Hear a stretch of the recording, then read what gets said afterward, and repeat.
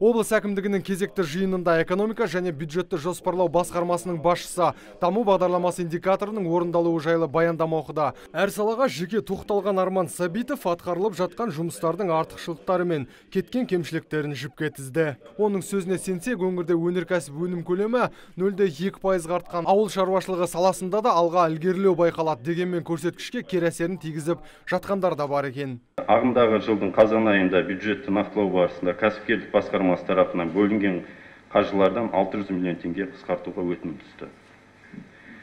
Қаржылардың дұрыс жоспарламау нәтижесінде облыс кәсіпкерлерінің мемлекеттен қажетті қолдау шараларын алуға мүмкіншілігі болмады. Өңірдің бас экономисті жасаған баяндамадан кейін Жансейіт Түймебаев жұмысын тиісті деңгейде атқара алмаған аудандарға шүйлікті. Әсіресе жеке инвестиция тарта алмайтындар облыс әкімінің ашуын келтірді. Ал индустриалды аймақ мәселесі тіпті қиын. Кейбір аудан қалалар жыл басында бірнеше кәсіпорын саламыз деп бөркін аспан қатқан, бірақ жыл соңында жоспар орындалмай, статистика төмендеп кетіпті.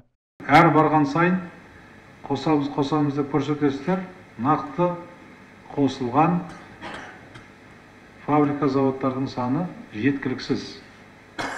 Түлкібас жоспарланған жоқ. Қазығұрт жетеу, қосылған екеу, оның да жұмыс істеп тұрғаны белгісіз. Жылдық жоспардың орындалмай қалуын алаңдаған Жансейіт Түймебаев аудан әкімдерін сұрақтың астына алды. Дегенмен ешбірі өз кінәсін мойындай қойған жоқ. Керісінше белгіленген межеге жетеміз деп облыс әкіміне уәде берді. Біз жылдың қорытындысымен жеке сыртқы инвестиция есебінен осы белгіленген межеге жетеміз. Мен индустриал аймақта болдым ғой, мысалы. Былтыр аштық, ана комбикорм бойынша индустриал аймақта. Одан бері өткенде бардық. Ол жерде қосылған ешнәрсе көрген жоқпын мен. Жоқ, тек қана индустриалдық аймақ есебінен емес. Индустриал аймақта қажет, арнайы ашылғандықтан. Осылайша аймақ басшысы әліптің артын бағатын болды. Егер жыл соңында жоспар орындалмай қалса, жауаптыларды қатаң жазаламақ. Нұрсұлтан Тұрысбек, Мұрат Адинаев, Абзал Тұрабеков, ТВК телеарнасының жаңалықтар қызметі.